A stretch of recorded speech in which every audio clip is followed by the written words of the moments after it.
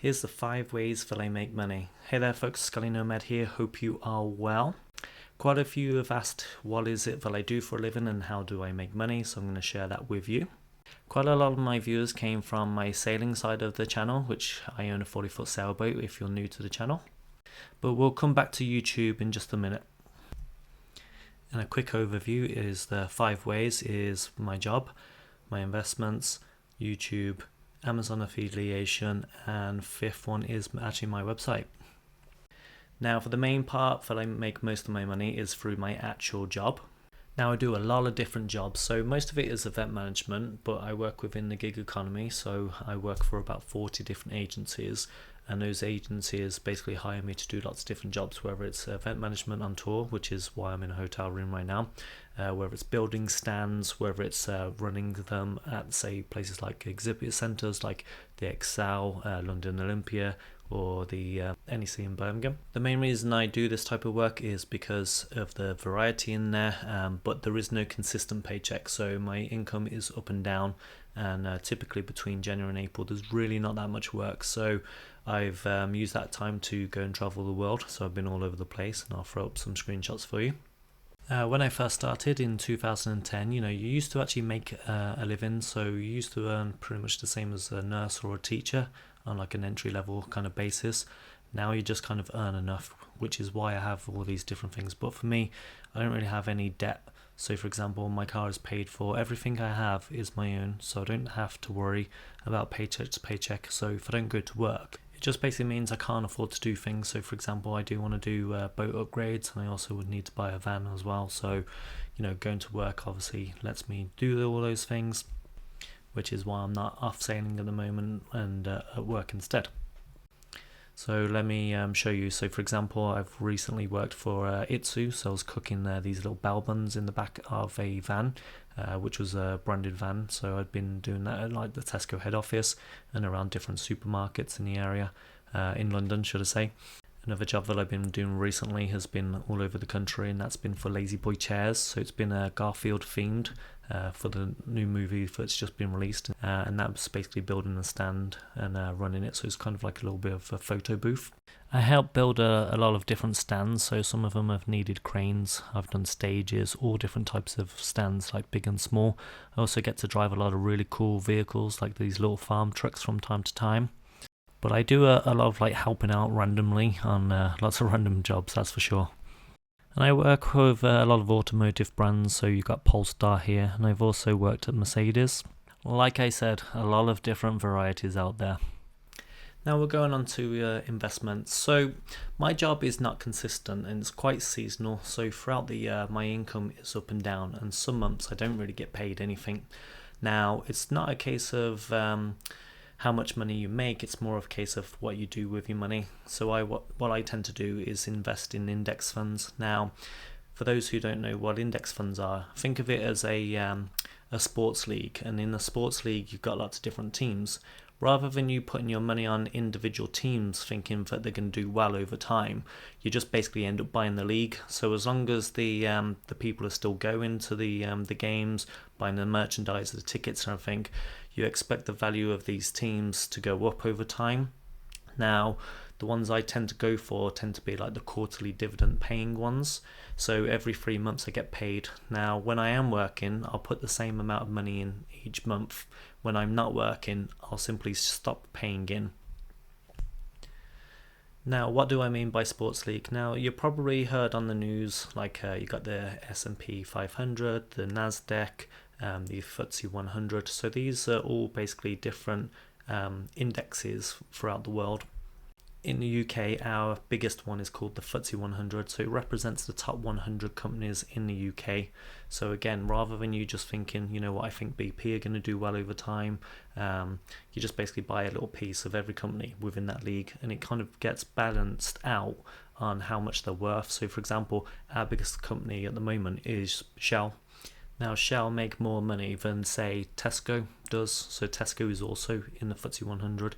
Now of course they're going to have a little bit more money allocated to them because they make more money, and it gets balanced. So just like sports, when companies don't do very well, they drop down to the next kind of league. So here in the UK, it's known as the FTSE 250, and the top companies on the FTSE 250 then get promoted, so it all gets balanced. This is why I'm using sports as kind of like an explanation for them.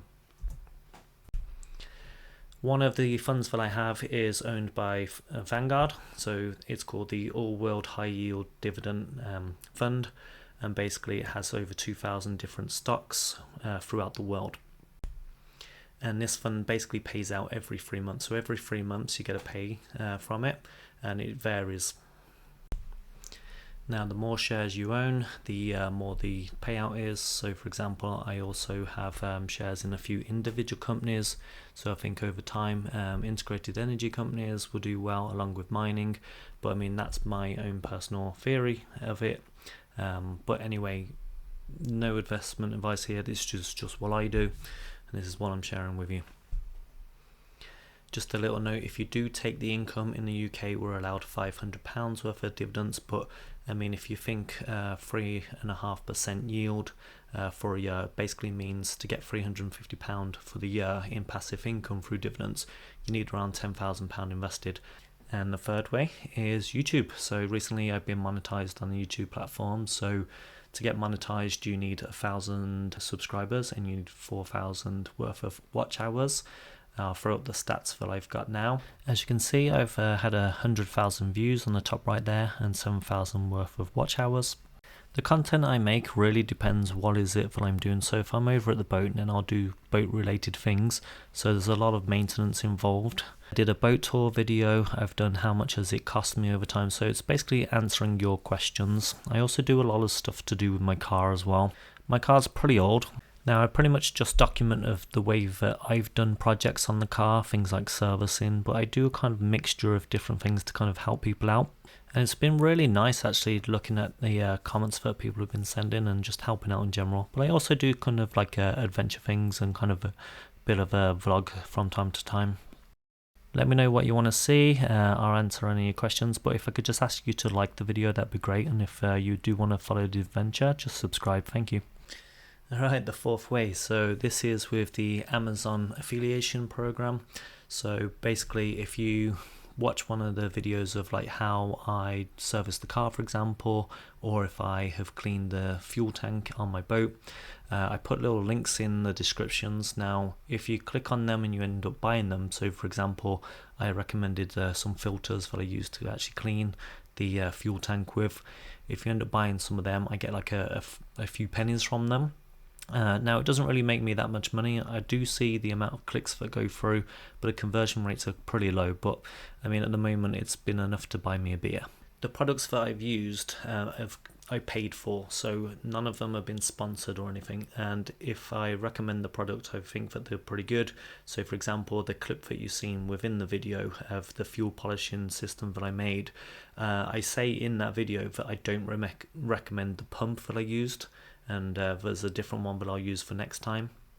One of the next videos I'll be doing is changing the brakes on my car, so front and back, and I've brought a torque crunch for it, so if it's any good, for example, I'll put that in the description. If it's not very good, then I'll let you know. So far it looks pretty good. It won't be in the description for this one, but on probably the next video that I do. But you know, as always, you know, just let me know what you want to see and I'll create that content. So think of it as your channel and how can I help you. And the fifth and final way is actually through my website. So I have a website which is serenitycoast.co.uk, and on there I have a few different things. So I've got a free VHF distress card that you can download and edit yourself, and I also have a few other documents on there which are free. Now, I do accept donations on there. You know, it has taken me time and I do have to pay for the website hosting fees, so on my side of things they're not free. On the website as well, I do have a few t-shirt designs on there, and the way it works is I design them, and then if you ordered one, then the t-shirt company will print my design onto the t-shirts, and then they'll send them out. So it basically means I don't have any inventory to deal with, or anything gets wasted. So am I rich? Yeah, I am. I've got my health, I got my friends, I got my family, and I have my freedom. Financially though, not so much. Friends, family and experience, they're the real things in life that matter. stuff like this. So this is the bay that we're hanging out in today. Thanks for watching, thanks for being fans.